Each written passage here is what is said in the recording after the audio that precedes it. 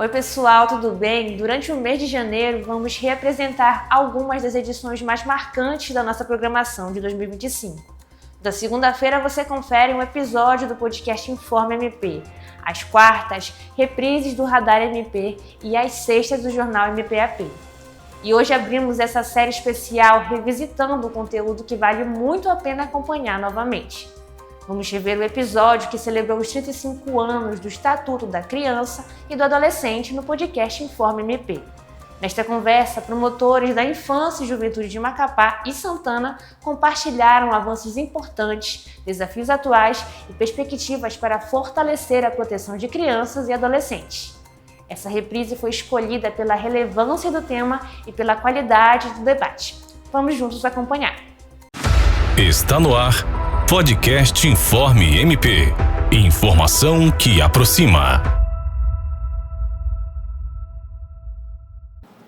Olá, bom dia. Estamos aqui em mais um Informe MP, Informação que aproxima, podcast promovido pelo Centro de Aperfeiçoamento Funcional do MP, CEAF, coordenado pela doutora Socorro Milhomem. Estamos aqui hoje com esse tema maravilhoso, que é alusivo aos 35 anos do Estatuto da Criança e do Adolescente, do ECA, que será comemorado agora, domingo, dia 13 de julho.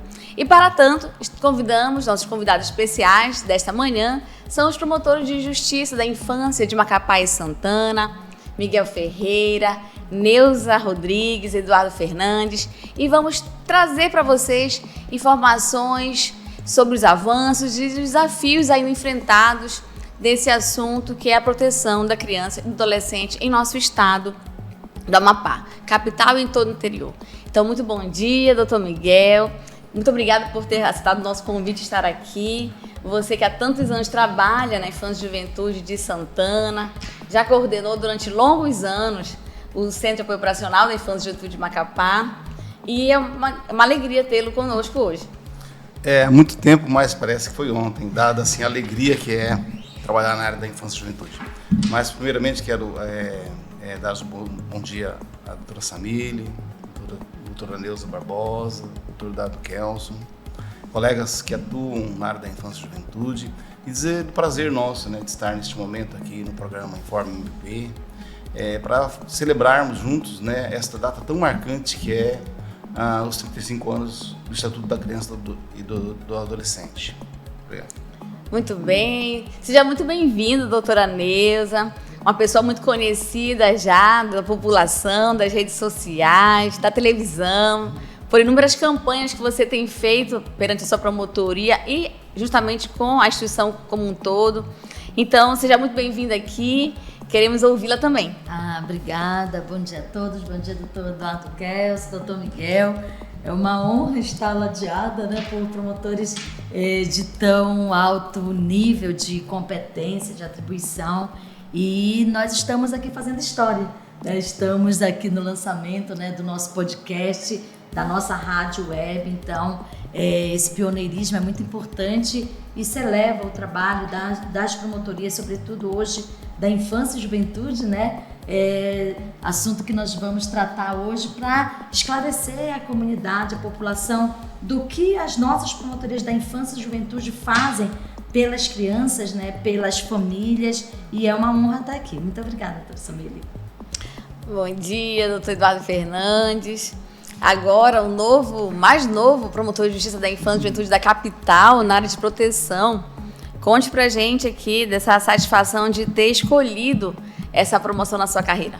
Bom dia aos colegas de bancada, bom dia a todos os nossos ouvintes. Inicialmente, eu queria parabenizar o Ministério Público por essa iniciativa de trazer um tipo de comunicação, porque a sociedade ela evoluiu. E hoje a gente está celebrando isso, a evolução dos 35 anos do ECA. E nessa parte de comunicação também. E esse tipo de aproximação com a sociedade é o que a gente tem com concretização do princípio da publicidade, uma forma mais moderna, mais atual, de comunicar os feitos do Ministério Público junto à sociedade. Então, parabenizo a instituição, estou muito satisfeito por estar aqui e, como você falou, foi uma escolha realmente, porque a infância ela é encantadora, uma promotoria de justiça transformadora. A gente vai falar hoje sobre tudo que é possível fazer na infância. Então, espero que a gente tenha uma excelente programação e que os ouvintes fiquem por dentro aí de tudo que ocorre na seara da infância do nosso Ministério Público. Muito bem. Quando houve uma grande mudança de paradigma em se tratando dos direitos da criança e do adolescente, antigamente vigorava o Código de Menores, um código diferenciado, que ele não havia tantos princípios protetores à criança e adolescente, ele igualava, inclusive, o menor que estava em situação de vulnerabilidade com o adolescente infrator. Depois veio a Constituição, a grande Carta Cidadã, né, que trouxe inúmeros princípios e à infância e juventude essa necessidade de ser protegida por todos, Estado, sociedade, família e instituições. E também ela veio abrangendo novas atribuições ao próprio Ministério Público, como o grande protetor da criança e do adolescente no nosso país. Logo em seguida, veio a edição, aí a promulgação do ECA, que está completando agora 35 anos e mudando totalmente as estruturas dessa proteção. Realmente ele veio trazendo inúmeros princípios, inúmeras garantias, trazendo um novo sistema de proteção à criança e adolescente em vários assuntos. Adoção, guarda, tutela, curatela, acolhimento, o ato infracional mesmo, que é quando o adolescente pratica um crime. Então, doutor Miguel, nós queremos que o senhor retrate, conte um pouco dessa mudança aí, dessa grande evolução que teve, esse grande avanço mesmo, que foi com a edição e a promulgação do ECA há 35 anos. Doutora Samile, colegas, para mim, o Estatuto da Criança e do Adolescente, que agora no dia 13 de julho completará 35 anos de sanção, é um divisor de águas, né? Até então nós tínhamos o Código de Menores, que focava muito no princípio do punitivismo e da proteção de sanções.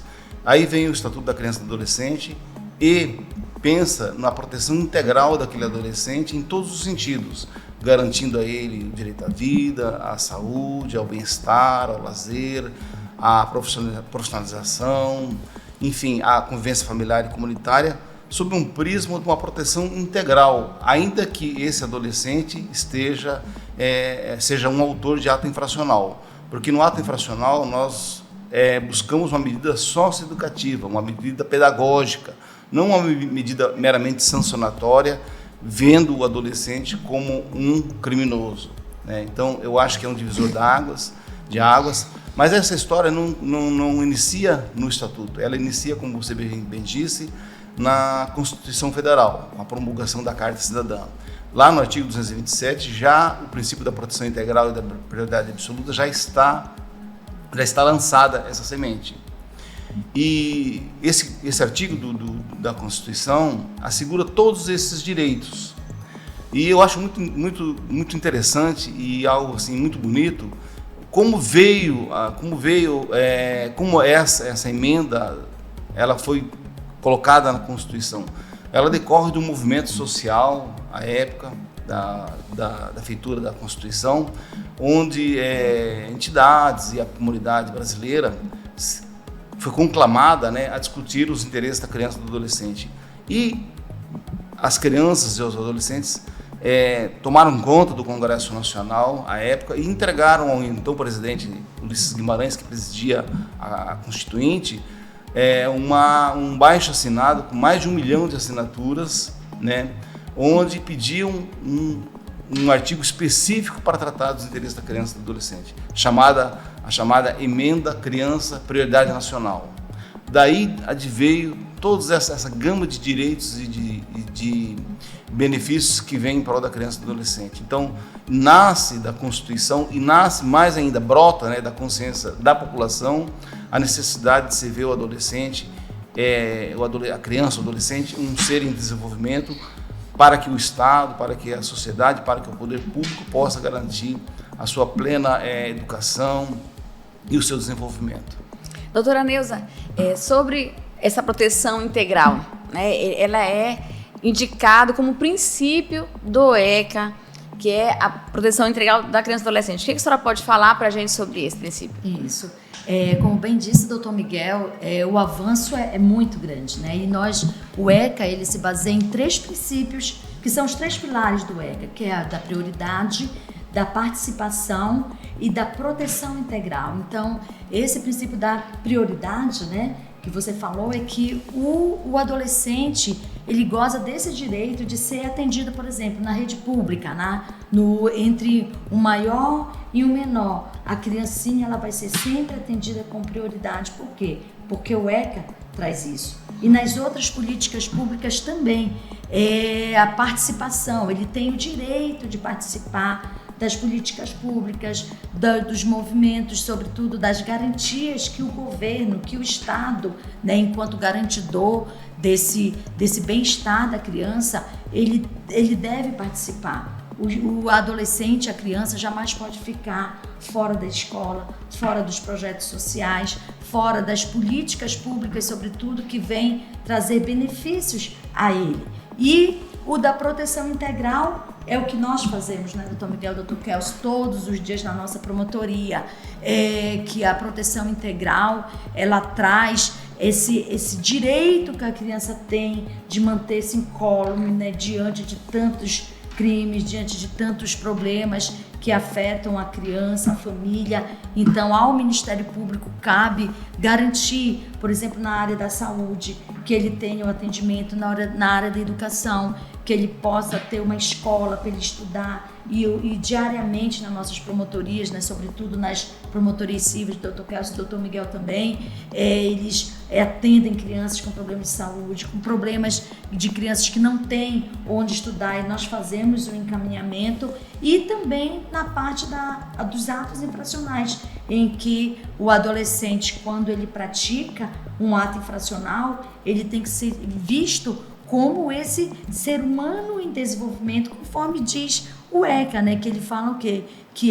Nós temos que entender o adolescente na sua condição peculiar de desenvolvimento. Então, o princípio, né, da prioridade, na verdade, ele está ladeado dos outros 2 princípios, e isso que faz o ECA, depois de 35 anos, ser tão atual, necessário, e é tido, Dr. Kelso, como um do código, né, de código de lei mais completo, inclusive de todos os países. Poucos países, inclusive, têm uma lei tão clara, tão garantidora de direitos e princípios como nós temos o ECA. Então, temos que celebrar mesmo esses 35 anos e garantir a cada dia mais que todos os seus princípios e valores sejam cumpridos por todos nós.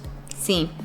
Doutor Eduardo Fernandes, como que na sua promotoria vocês fazem essa proteção integral da criança e do adolescente? Veja, realmente é um momento de celebração, porque, como o doutor Miguel pontuou na fala dele, a gente passou de um paradigma de verticalização para o paradigma da proteção integral. Antes da Constituição de 1988, a família ela era um espaço de autoritarismo, muitas vezes, porque a própria legislação era assim estabelecida. E a Constituição Federal veio e trouxe uma característica, uma perspectiva eudemonista de família. O que significa isso para quem está nos ouvindo? É família como espaço não de exercício de poder pura e simplesmente, mas sim de espaço onde o indivíduo pode desenvolver suas potencialidades, pode, enfim, se integrar à sociedade. Mas nós sabemos que temos famílias disfuncionais, seja por extrema vulnerabilidade social, seja por outras dificuldades. E aí entra a doutrina da proteção integral. A infância, ela é uma só. Então, a gente separa o direito entre ato infracional, entre área civil, mas a infância ela é uma só. A sociedade, ela muitas vezes vê ali o autor de ato infracional e o julga, mas a gente, na nossa promotoria civil, a gente vê muitas vezes o que está por trás daquilo ali. O que é que levou ele a cometer aquilo, uma estrutura disfuncional, às vezes vítima de abuso, vítima de abandono, vítima de negligência.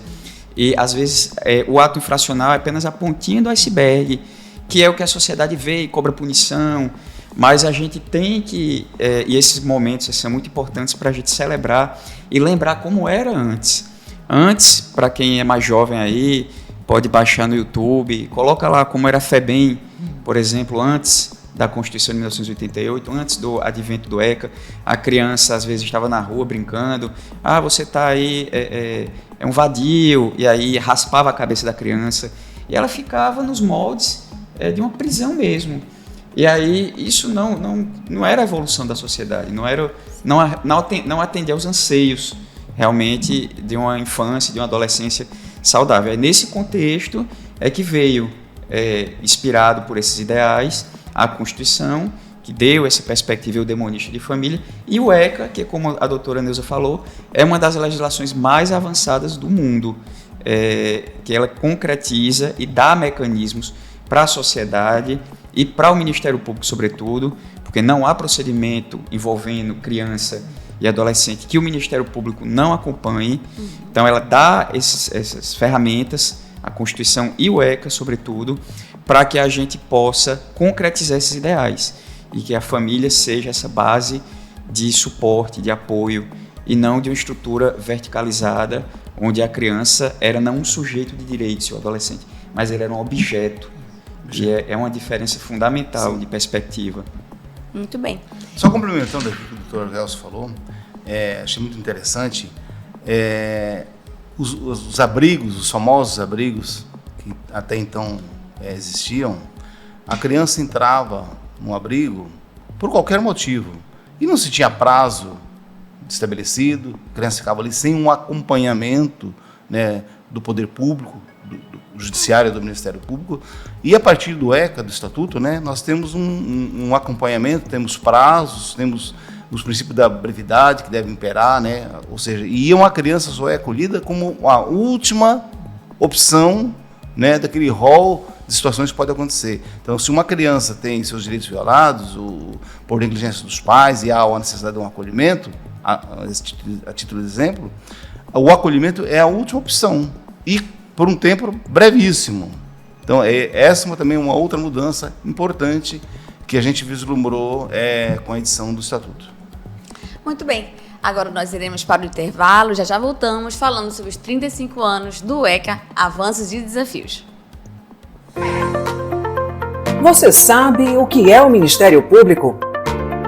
O Ministério Público é uma instituição que tem como missão defender e fiscalizar a aplicação das leis, defender a ordem jurídica, o regime democrático e os interesses sociais e individuais indisponíveis. O Ministério Público é uma instituição autônoma e não está vinculada a nenhum dos poderes. Promotores e promotoras atuam em parceria com a sociedade, defendendo direitos coletivos e individuais. Mas afinal, o que faz um promotor de justiça? Promotores e promotoras são responsáveis por defender o interesse público e agir pelo cumprimento das leis.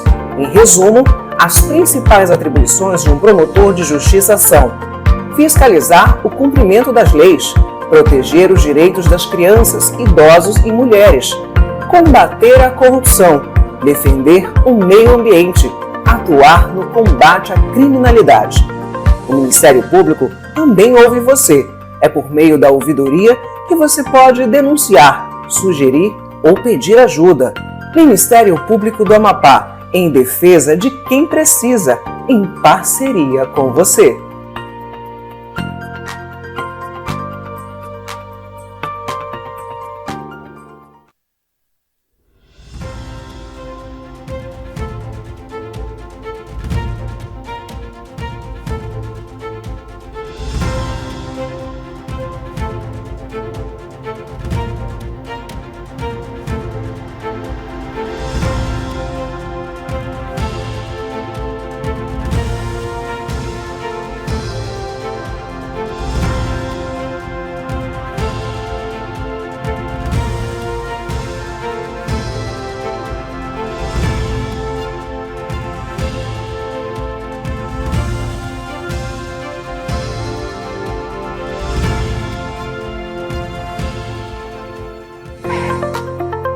Você sabe o que é o Ministério Público? O Ministério Público é uma instituição que tem como missão defender e fiscalizar a aplicação das leis, defender a ordem jurídica, o regime democrático e os interesses sociais e individuais indisponíveis. O Ministério Público é uma instituição autônoma e não está vinculada a nenhum dos poderes. Promotores e promotoras atuam em parceria com a sociedade, defendendo direitos coletivos e individuais. Mas afinal, o que faz um promotor de justiça? Promotores e promotoras são responsáveis por defender o interesse público e agir pelo cumprimento das leis. Em resumo, as principais atribuições de um promotor de justiça são: fiscalizar o cumprimento das leis, proteger os direitos das crianças, idosos e mulheres, combater a corrupção, defender o meio ambiente, atuar no combate à criminalidade. O Ministério Público também ouve você. É por meio da ouvidoria que você pode denunciar, sugerir ou pedir ajuda. Ministério Público do Amapá, em defesa de quem precisa, em parceria com você.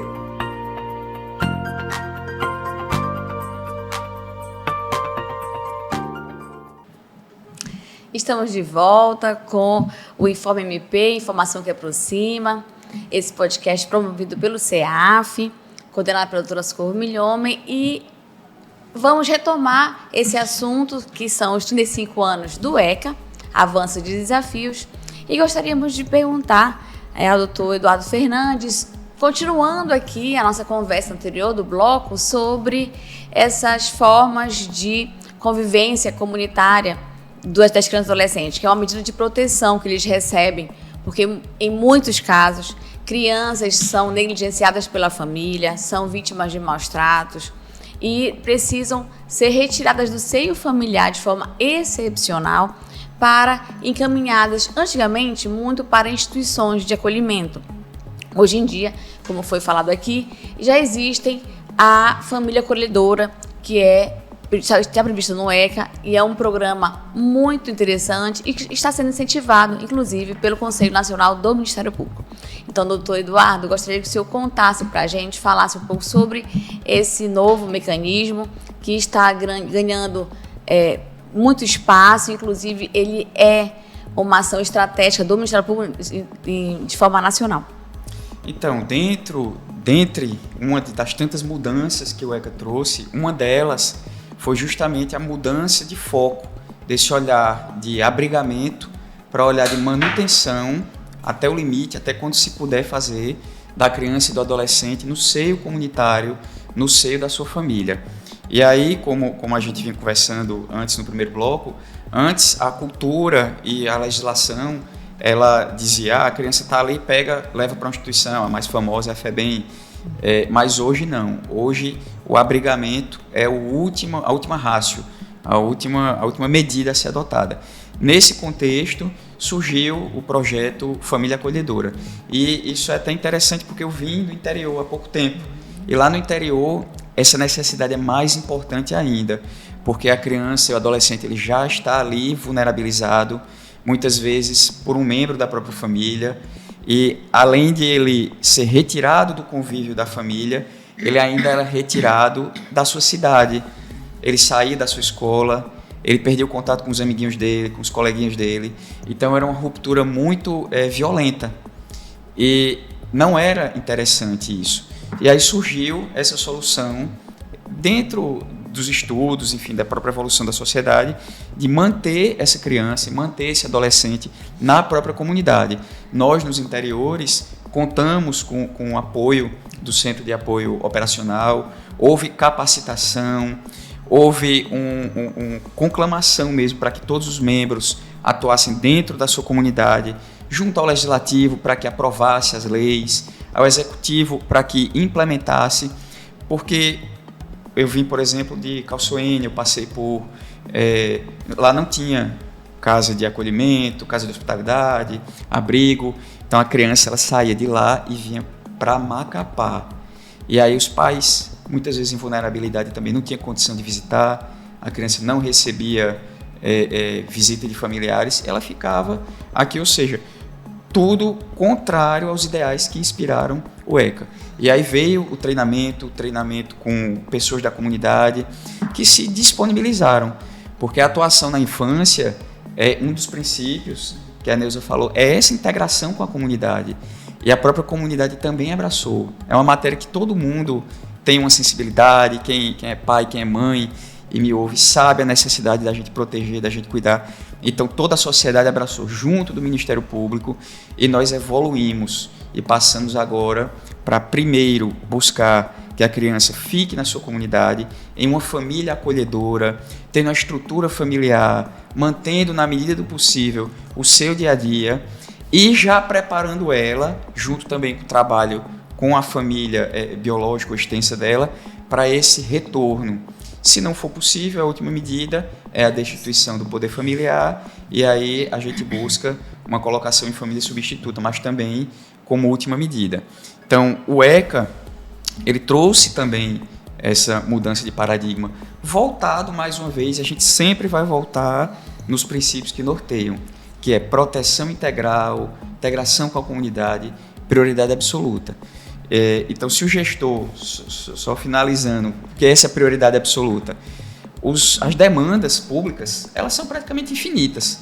A gente quer moradia, educação, lazer, segurança, transporte, mas a infância deve ter prioridade. Então, se o gestor, que possui demandas quase infinitas, mais recursos finitos, não puder implementar uma certa política pública, ele deve retirar essa política pública e dar prioridade à infância. Então, por exemplo, a gente vai ter um show de um grande artista de milhões de reais, ótimo, a população tem direito ao lazer, mas isso não pode fazer com que uma criança não receba atendimento médico. Então, se o gestor vem e diz, não pode, eu não posso fornecer essa cirurgia porque não tem dinheiro. Então, a gente diz, então, retire desse show e coloque aqui. A família acolhedora também. A gente diz, mas a gente não pode, não tem dinheiro para construir um abrigo, não tem dinheiro para apoiar a família acolhedora, não tem dinheiro para isso, não tem dinheiro para aquilo. O Ministério Público atua para que haja um remanejamento, a gente não é gestor, não é executor de política pública, mas é indutor. Então, a gente atua para que haja um remanejamento dentro dos princípios constitucionais e do ECA de prioridade absoluta. A família acolhedora vem também nesse sentido. Então, a gente já superou o abrigo, a gente já superou a questão legislativa e agora a gente está numa fase aqui, sobretudo no interior, de implementação efetiva dos projetos da família acolhedora. E o gestor não pode dizer e criar entrave ou dificuldade, porque o ouvinte já deve estar craque, porque nós temos o princípio da prioridade absoluta norteando a atuação do Ministério Público e da sociedade na matéria de criança e do adolescente. É isso mesmo. E diante dessa evolução e da necessidade dessa implementação da política pública, eu convido o Dr. Miguel para falar sobre isso, porque durante a sua coordenação do CAU da Infância aqui no MP, foi ele que realmente andou de município em município, do Oiapoque ao Jari, para incentivar, sensibilizar todos os gestores municipais para que fosse efetivada e implementada o programa Família Acolhedora. Então, doutor Miguel, eu gostaria que o senhor contasse também para a gente um pouco como que foi essa sua experiência, o que o senhor sentiu dos gestores e como que está hoje no estado do Amapá esse programa sendo implantado. Obrigado, doutora. Como o doutor Kelson já mencionou, o direito à convivência familiar e comunitária advém do princípio constitucional, está lá no artigo 227, e do Estatuto da Criança e do Adolescente. Então, sob esse prisma, a gente pensa que a criança ou adolescente tem que ser criado no seio familiar e na sua comunidade. Mas existem situações de violação de direitos, às vezes praticadas pelos pais, em que essa criança necessariamente tem que ser retirada do convívio familiar por conta do risco que eventualmente possa ocorrer. Nessas situações, a gente busca primeiro a família extensa como uma alternativa, né? Uma segunda alternativa seria o serviço de família acolhedora e, em última análise, em última instância, o acolhimento institucional. Então, a família acolhedora, ela deve anteceder ao acolhimento institucional, porque a gente sabe das mazelas e dos traumas que uma criança institucionalizada leva para o resto da sua vida, né? Lá numa unidade de acolhimento, ele não tem individualidade, ele não tem o seu quarto, ele não tem o seu guarda-roupa, enfim, ele não tem uma mãe que possa acariciá-lo no momento de infelicidade. Então, o acolhimento, ela é a última instância para nós. Como uma alternativa, nós temos o serviço de família acolhedora. E no ano de 2023, assim, nós colocamos como uma prioridade do Ministério Público fomentar a implantação desse serviço nos municípios. E aí nós fizemos uma peregrinação, uma jornada, percorremos os 16 municípios do estado, eu e nossa equipe do Centro de Apoio da Infância e Juventude, para tentar demonstrar às autoridades locais, ao prefeito municipal, ao legislativo e à própria comunidade, assim, a importância de se pensar nessa viabilidade de implantar esse serviço, quer pelo reduzido custo dela, comparado a uma instituição de acolhimento, e o bem-estar da criança e do adolescente. E aí eu estive em todos os municípios, nos reunimos com o prefeito, com a equipe técnica da prefeitura, das prefeituras, estivemos no legislativo participando de sessões também para explicar o serviço e finalizamos com uma reunião ampliada na Promotoria de Justiça com todos os atores desse sistema de garantia e de proteção. E aí nós tivemos êxito, nós tínhamos 2 municípios apenas no estado que tinham o serviço implantado, que era Santana e Tartarugalzinho. E diante dessa jornada que nós de percorrer o estado, nós elevamos esse número para 12 municípios. Então nós temos ainda hoje 4 municípios que não criaram o serviço de família acolhedora no seu município. Estivemos lá em Calçoene, como o doutor mencionou, o doutor Kelson mencionou, e nós fizemos essa metodologia de percorrer o executivo, o legislativo e a comunidade. E o doutor Kelson depois ficou com essa tarefa de levar adiante, e felizmente lá em Calçoene já existe uma lei que criou o serviço. E qual a nossa meta agora? A nossa meta, o Centro de Apoio da Infância e Juventude, que você conduz muito bem, é de estender isso aos outros 4 municípios para que a gente complete os 16, e estamos num processo de efetivamente implantar. Aí que nós encontramos a dificuldade. Por quê? Porque a sociedade ainda está acostumada com aquela concepção de abrigo, de acolhimento institucional. Então é uma mudança de paradigmas, é difícil de a gente vencer isso, mas nós temos metas, nós temos um procedimento que tramita lá no seu centro de apoio, em que a gente pensa que nos próximos 2 anos a gente atinja pelo menos 25% das crianças que estão hoje nas instituições de acolhimento possam estar no serviço de família acolhedora. E até o ano de 2030, salvo engano, que a gente consiga completar isso aí. E através de campanha, através de levar essa mensagem para a sociedade, para que a comunidade possa se dispor a aceitar alguém em sua casa, dentro desse programa. Isso não quer dizer que uma criança, quando colocada numa família acolhedora, não haverá um acompanhamento do Judiciário e do Ministério Público. Não, essa criança está lá, mas haverá um acompanhamento, como se estivesse numa unidade de acolhimento institucional, um acompanhamento nosso, do Ministério Público, do Judiciário, e, em contrapartida, a essa família que se dispuser a ter uma criança em sua residência, em sua casa, ela receberá uma bolsa, paga pelo município, que aqui a gente estabeleceu como uma regra de um salário mínimo. Então a gente está nesse processo hoje de convencimento, de articulação com a instituição, para que efetivamente a gente implante agora o serviço que já foi criado em 12 municípios. Sim. E sobre falando sobre a necessidade dessa sensibilização, seja para o gestor público ou seja para a sociedade, porque de fato essa criança ela vai ser retirada do seio familiar e vai para uma outra família. Essa família que já está ali cadastrada no serviço, que já se predispõe a receber essa criança, a fazer a ela todo esse acolhimento de educação, de apoio, de afeto também, porque muitas delas elas sentem essa falta de carinho, de compreensão pela própria família. E sobre isso vamos falar com a doutora Neuza, que também já começou a carreira dela no Ministério Público lá no Oiapoque, uma cidade distante da capital e que também não possuía na época essa institucionalização, o lugar para acolher. Então lá também seria um lugar tão importante para existir o programa da família acolhedora, não é, doutora? Sim, claro.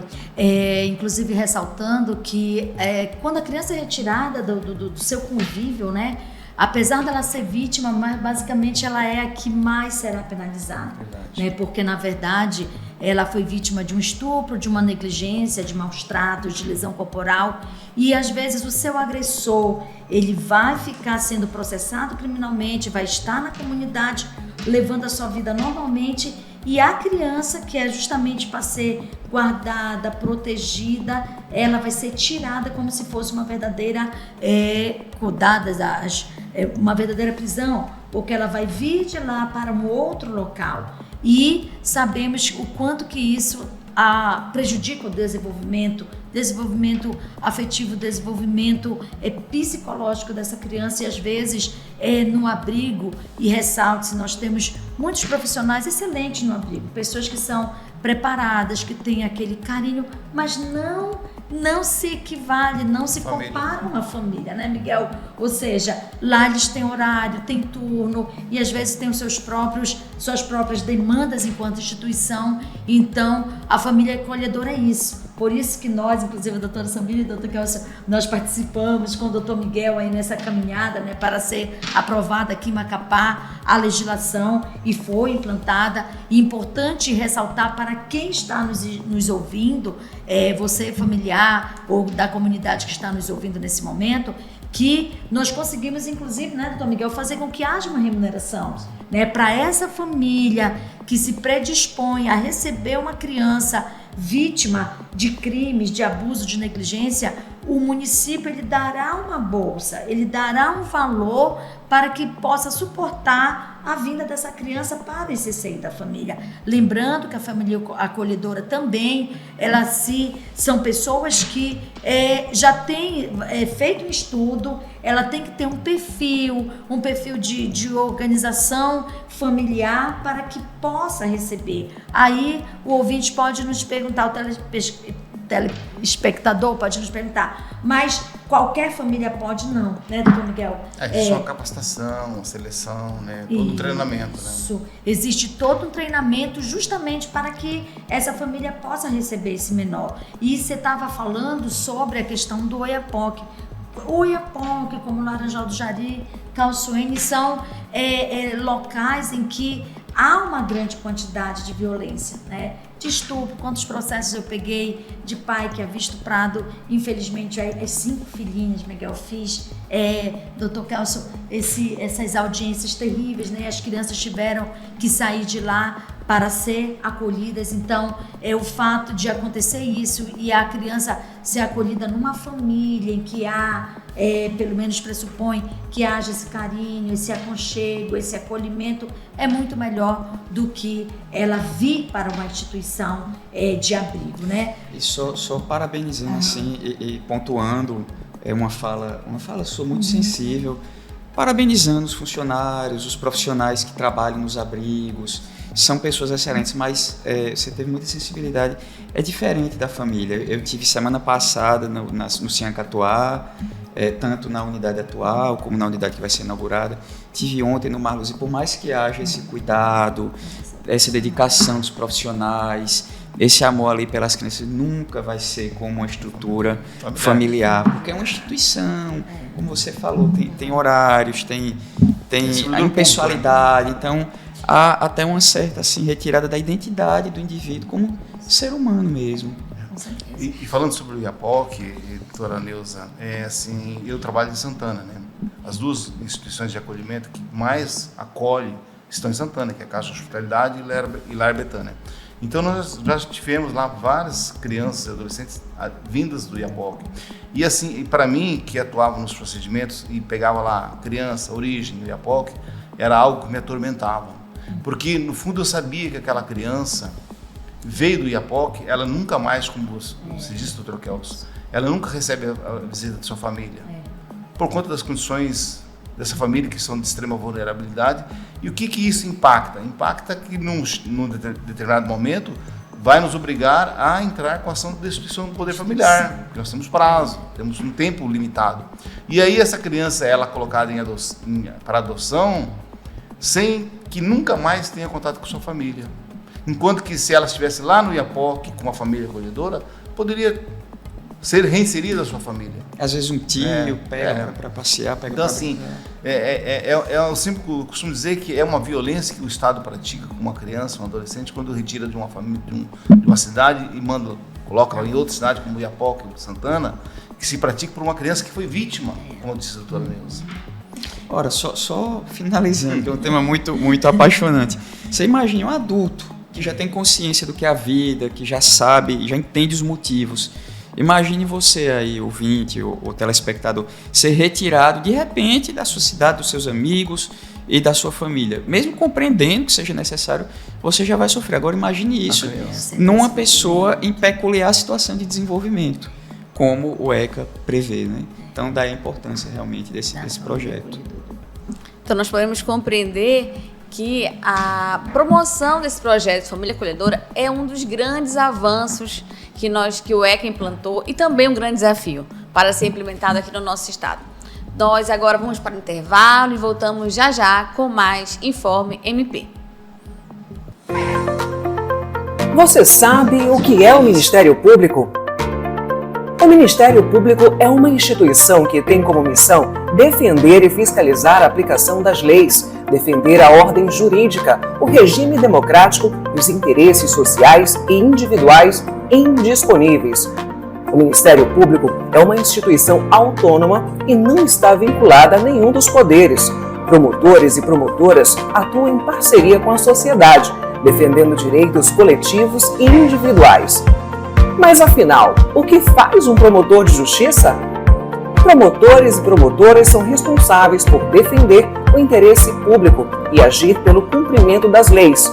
Em resumo, as principais atribuições de um promotor de justiça são: fiscalizar o cumprimento das leis, proteger os direitos das crianças, idosos e mulheres, combater a corrupção, defender o meio ambiente, atuar no combate à criminalidade. O Ministério Público também ouve você por meio da ouvidoria, que você pode denunciar, sugerir ou pedir ajuda. Ministério Público do Amapá, em defesa de quem precisa, em parceria com você.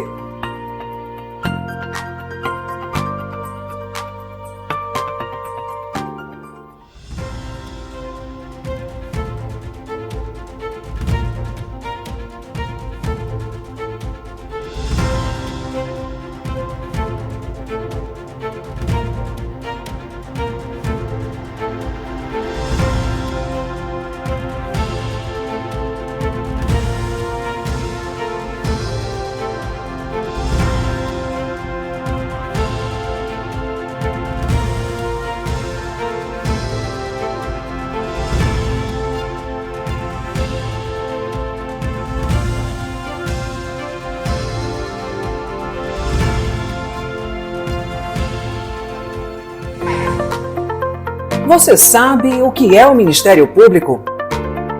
O Ministério Público é uma instituição que tem como missão defender e fiscalizar a aplicação das leis, defender a ordem jurídica, o regime democrático e os interesses sociais e individuais indisponíveis. O Ministério Público é uma instituição autônoma e não está vinculada a nenhum dos poderes. Promotores e promotoras atuam em parceria com a sociedade, defendendo direitos coletivos e individuais. Mas afinal, o que faz um promotor de justiça?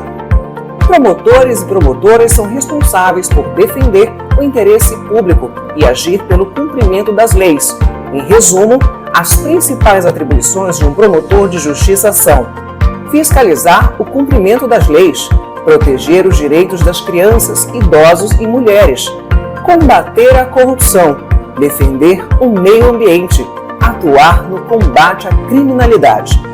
O Ministério Público também ouve você. É por meio da ouvidoria que você pode denunciar, sugerir ou pedir ajuda.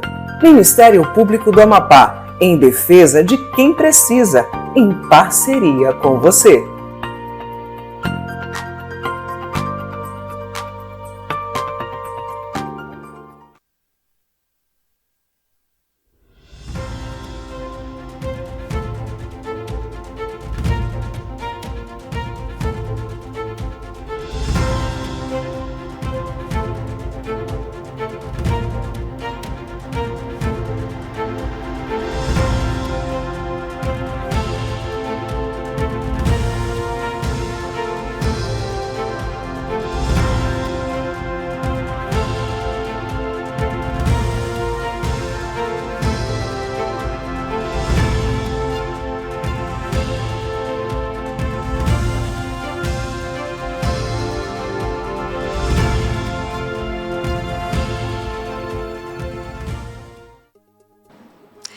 Estamos de volta aqui no podcast Informe MP, falando hoje sobre os 35 anos do ECA, Estatuto da Criança e do Adolescente, com promotores de justiça que atuam nessa área da infância e juventude.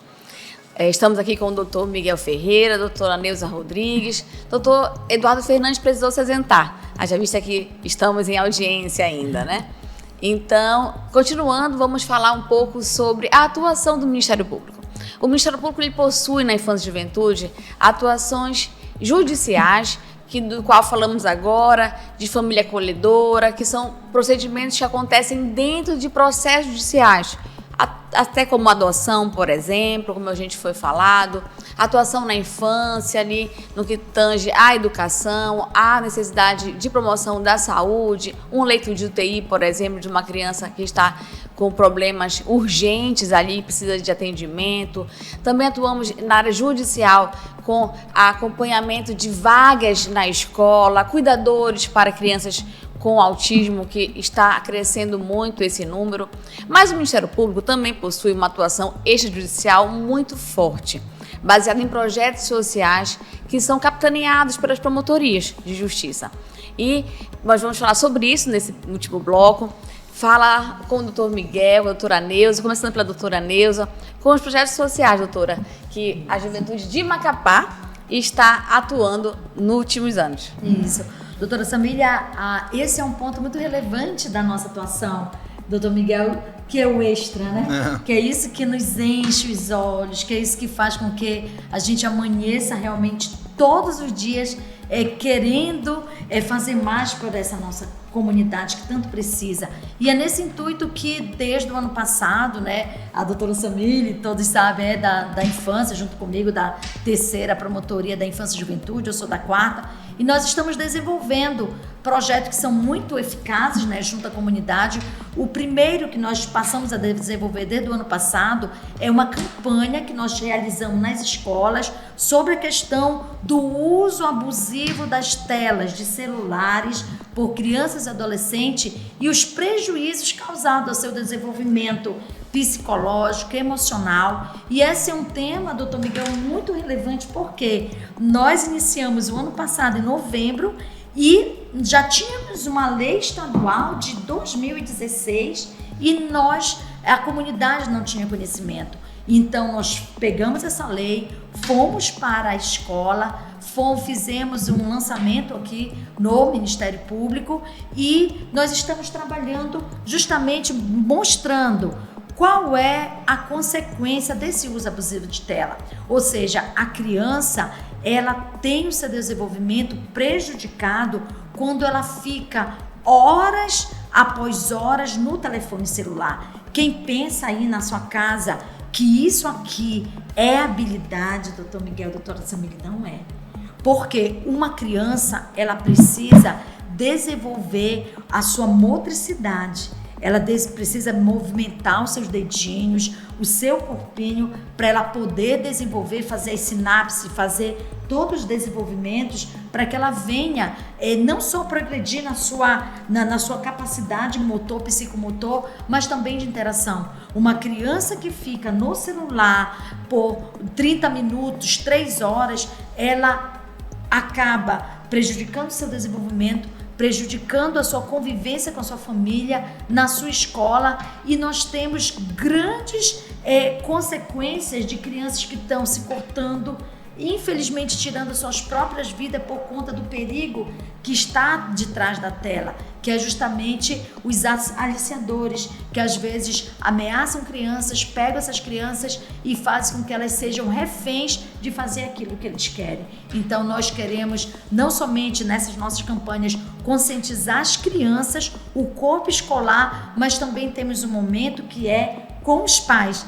que nós chamamos os pais e falamos a eles também de todo esse prejuízo. Essa é uma ótima campanha. A segunda é que nós também estamos indo nas escolas falar sobre ato infracional, dizer para aquele aluno que está ali que se ele bater em alguém, ele vai estar cometendo um ato infracional, que ele vai para a delegacia, para o Ministério Público, para o Judiciário, e ele vai ter a sua juventude, essa adolescência interrompida porque ele praticou algo que é semelhante a um crime, que é justamente o ato infracional. E isso tem nos trazido grandes resultados, porque, doutor Miguel e doutora Samile, nós temos também, em consequência dessas nossas idas para a escola, nós temos desenvolvido as práticas restaurativas, que é quando essa criança, esse adolescente, na verdade, já cometeu um ato infracional, e nós temos esse grande projeto no Ministério Público, nas nossas promotorias, inspiradas inclusive lá no modelo de Santana, né, com a doutora Silvia Canella, a doutora Elisandra também, que nos antecedeu, e nós passamos a fazer círculos restaurativos, entender por que essa criança está cometendo aquele crime, aquele ato infracional, porque ela teve aquela opção de bater, de estuprar ou de fazer algo que violasse o direito de outra criança e adolescente também.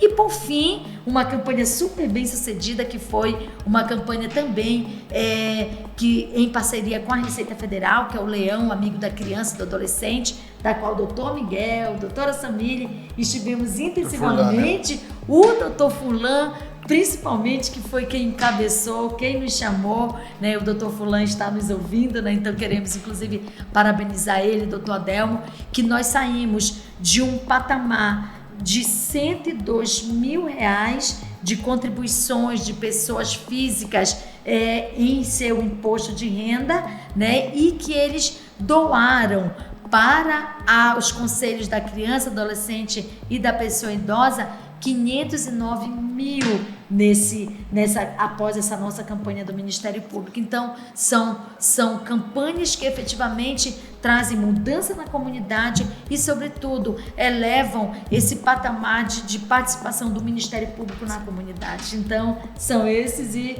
o doutor Miguel deve ter muito mais lá também, Santana. Então, doutor Miguel, conte para todos os ouvintes quais são os projetos sociais que a Promotoria de Justiça de Santana, da Infância e Juventude, está promovendo. Doutora Samile, doutora Neuza, eu quero confessar que o que me motiva a ficar na infância, a trabalhar na área da infância e juventude, são esses projetos, essas ações que nós desenvolvemos, e que não foi só em Santana. Eu lá desde Ferreira Gomes eu já trago isso comigo, porque é uma forma do Ministério Público estar próximo da comunidade e de alguma forma contribuir para que mazelas que afligem, principalmente nosso público infanto-juvenil, possam ser de alguma forma mitigados. Nós temos lá três grandes projetos que eu e o doutor Barreto, cantora Barreto, desenvolvemos desde 2017. O primeiro é o Escola no Sistema de Garantia. O que é isso? Nós selecionamos as escolas que têm os menores índices do IDEB, né? Nós ensinamos isso em 2023 e estivemos na Escola Piauí, nós e nossa equipe técnica, e lá nós fazemos uma capacitação do corpo docente, da direção da escola, da diretora pedagógica, no sentido de que eles ficassem atentos, né, para qualquer violação de direitos que uma criança ou adolescente possa estar passando. Então eles foram orientados com palestras, com oficinas, com workshop. Tivemos isso todos os meses, a gente ia à escola e também fazíamos uma fala com a comunidade escolar, com os alunos, e foi um sucesso, né? Foi um sucesso porque o professor, a partir desta ação nossa, ele tinha um olhar diferenciado quando ele via uma criança triste, quando ele via uma criança chorando, já despertava ali um sinal, algo está acontecendo. Então, ele chamava aquela criança, chamava aquele adolescente para ter uma conversa particular, para saber o que estava acontecendo. E disso adveio assim, inúmeras denúncias de abuso, de maus tratos. E quando a escola diagnosticava este abuso, encaminhavam para nós. Eles tinham lá um questionário que eles preenchiam, encaminhavam ao Ministério Público, e a partir daí nós tínhamos a iniciativa junto ao Judiciário. Fizemos isso em 2 escolas, em 2023 uma escola, em 2024 outra escola, e este ano estamos em 2 escolas no município de Santana. Nós também temos o curso de formação profissional de jovens em situação de vulnerabilidade, jovens que cumprem medidas socioeducativas e jovens que estão nas unidades de acolhimento. Esse projeto ele é encantador realmente. Eu e o doutor Barreto, Iniciamos em 2016, na verdade, o primeiro curso, que nós observamos que o adolescente, especialmente aquele adolescente que responde a uma ação socioeducativa, que ele não estudava e nem trabalhava, né? Então, qual a perspectiva de vida que aquele adolescente tinha, né? E aí, por conta das nossas visitas ao Lar Betânia, nós observamos que lá tinha um centro de formação profissional, assim, uma estrutura física fantástica, com capacidade de oferecer cursos a esses jovens, mas que eles não tinham recursos, eles não tinham condição financeira de arcar com isso. E aí, a partir daí, nós iniciamos tratativas com o Poder Público de Santana, com a Secretaria, com o Estado, com a Assembleia Legislativa e com vários empresários. E conseguimos, ao longo desses anos, fazer oito etapas, né, contemplando aí cerca de 6 mil jovens que a casa já formou. Mas do projeto MP com o Lar Betânia, nós formamos mais de 1.000 jovens. São cursos variados, são cursos de espaço dos pés, são cursos de maquiagem, curso de panificação, montador de imóveis, curso de informática básica e avançada. Inclusive, o laboratório que existe no Lar Betânia foi feita uma doação do Ministério Público que disponibilizou 30 computadores para o Lar Betânia, onde eles realizam lá os cursos de informática básica e avançada. E nós estamos já fechamos agora este mês de junho a 8ª turma, onde 262 jovens foram certificados. E temos um projeto agora para o segundo semestre, oferecer mais vagas para 400 jovens em Santana. Assim, são portas que a gente abre para esses jovens, com cursos que têm uma duração de 3 meses em média, onde ele sai dali realmente qualificado, habilitado para procurar um emprego formal, né, para ser inserido no mercado de trabalho, ou mesmo para ele ser um empreendedor individual. Esse é o objetivo nosso deste curso.